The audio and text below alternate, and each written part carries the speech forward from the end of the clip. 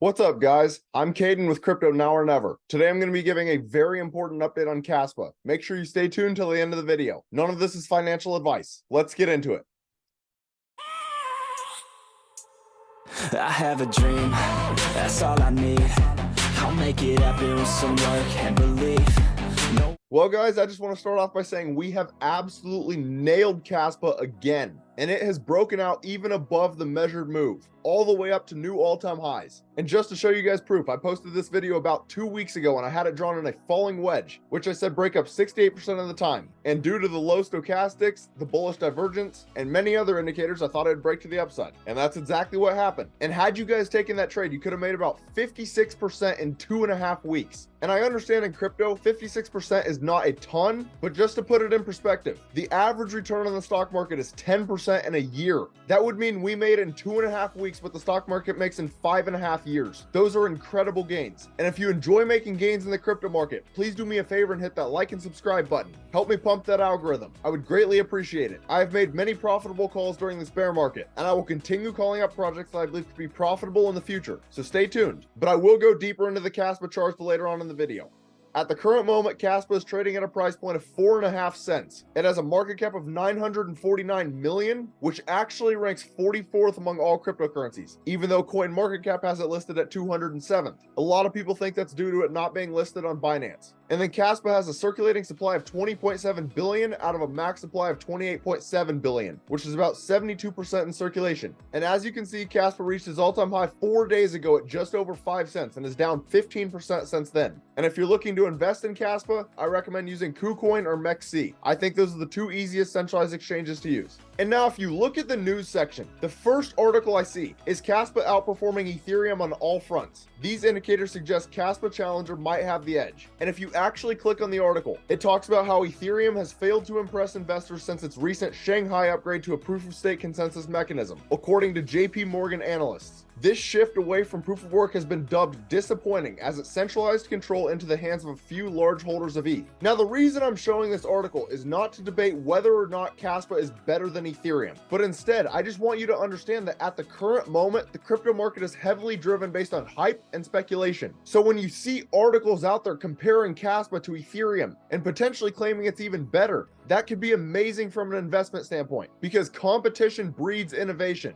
But now I'll give a brief overview on Kaspa for those of you guys that don't know. So Kaspa is a proof-of-work cryptocurrency which implements the GhostDAG protocol. Unlike traditional blockchains, GhostDAG does not orphan blocks created in parallel, rather allows them to coexist and orders them in consensus. The Kaspa blockchain is actually a block DAG. Now, as many of you guys know, the key takeaway is that Kaspa runs on proof-of-work. So most layer 1 projects these days run on the proof-of-stake consensus mechanism, where a validator's probability to confirm the next block is directly correlated to how many tokens they have staked, usually making those projects a lot more centralized. Just as you saw in that Ethereum article, after the Shanghai upgrade, they became a lot more centralized. Now you might ask, why is every blockchain not proof of work? And the reason for that is because most people out there did not think proof of work was scalable. However, due to Kaspa implementing the GhostDAG protocol, supposedly they have found a way to scale, which in turn could make them the first ever blockchain or block DAG in this case to solve the blockchain trilemma of scalability, decentralization, and security, which could be revolutionary for the crypto market. And then one of my personal favorite things about Kaspa is that the founder, Yonatan Sompolinsky, had his 2013 paper on the GhostDAG protocol cited in Ethereum's white paper. As I said, the crypto market is heavily driven based on hype and speculation, and this is a narrative that can potentially be pushed next bull run, and very few projects have credibility like this.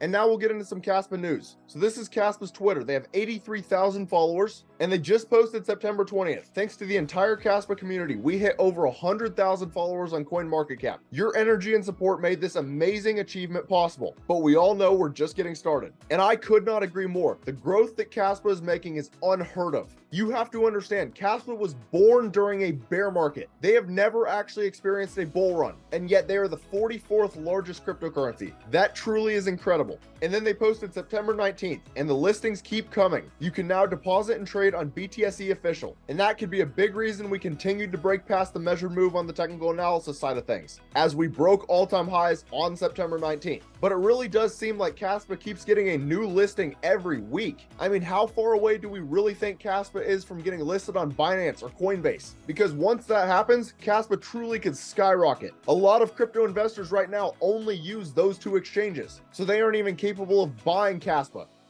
Now, this next article I'm going to cover is huge news, and I do want to apologize for those of you guys that watch all of my videos. You've probably seen this article multiple times, but I want to make sure that my Kaspa community also sees this. So what Europe's new spot Bitcoin ETF means for global markets. The crypto world is abuzz with Europe's groundbreaking introduction of its first spot Bitcoin exchange-traded fund from Jacobi Asset Management, listed on Euronext Amsterdam, a listing that took 2 years after initial approval in 2021. This development marks a pivotal moment in the continent's financial history and sets a precedent for other jurisdictions to potentially follow. And that is absolutely correct. This could 100% start a chain reaction. And if you have watched me at all in the past, you know I am extremely bullish on the idea of the BlackRock spot Bitcoin ETF. And the reason for that is because BlackRock is the world's largest asset manager. They're in charge of almost $10 trillion of funds. When they get their spot ETF approved, it will make it significantly easier for everyone to get into cryptocurrency, especially the older generations who have most of the money. And it's the idea that it's a spot ETF, not a future ETF, meaning that BlackRock will actually have to hold Bitcoin.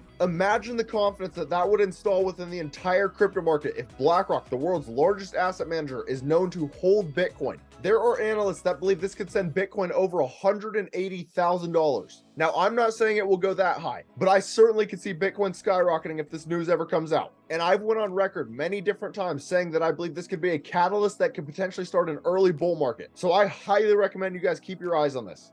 Now, for the final part of this video, we'll get into some technical analysis. So this is Kaspa on the daily time frame. And as I said in the beginning of the video, we broke out beautifully out of the falling wedge and made 56% gains in just over 2 weeks. But as for what I'm seeing right now, the stochastics are starting to get oversold, which is a good sign. However, the RSI is still a little bit overbought. And then if you look at price action, it swings from a lower high to a higher high. If you look at the RSI, it swings from a higher high to a lower high. That is Class A bearish divergence, which typically signals a local top has been reached. Now, you could argue that that's already started to play out, as we've already had 2 or 3 red candles in a row. What I might be looking for is for price action to continue flagging out and potentially coming down and bouncing off the 21-day moving average as support. I wouldn't be shocked at all if that happened. Now, there is also another very bullish indicator. If you look at the moving averages, the 21-day moving average broke above the 50-day moving average. That is a golden cross, which typically signals an explosive move is coming. So at the current moment, Kaspa is being very indecisive. I could absolutely see it going either way. But if I had to make a call, I would guess Kaspa drops a little bit in the short term. But either way, I want to be clear. This is not a trade I will be taking. I do not chase green candles. And Kaspa just recently broke its all-time high 4 days ago. So logically speaking, there's a great chance Kaspa does retrace a little bit more than it has. But at the same time, just understand Kaspa and the rest of the crypto market, for the most part, are tied to Bitcoin. If Bitcoin rises, most will rise. If Bitcoin falls, most will fall. That being said, I want to show you guys Bitcoin on the daily time frame. Now, as many of you guys know, I called this initial drop August 17th. The reason for that is the 21-day moving average broke beneath the 50-day moving average, which created a death cross. And in Bitcoin's history, typically that signals a drop is coming.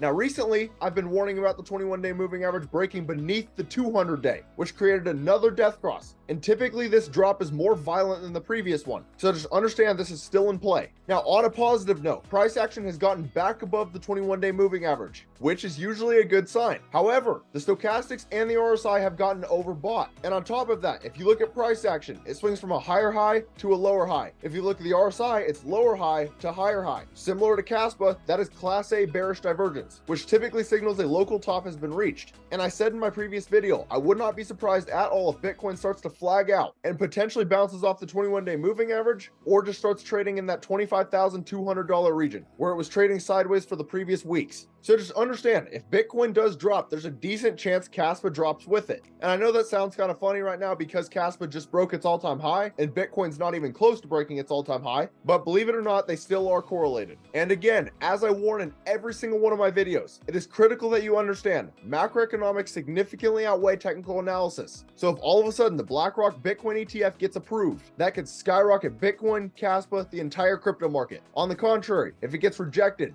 or if some extremely bearish news comes out, that could tank the entire crypto market. So I recommend just having a long-term outlook. Realize that anything can happen in the short term. Don't get so caught up in short-term price action.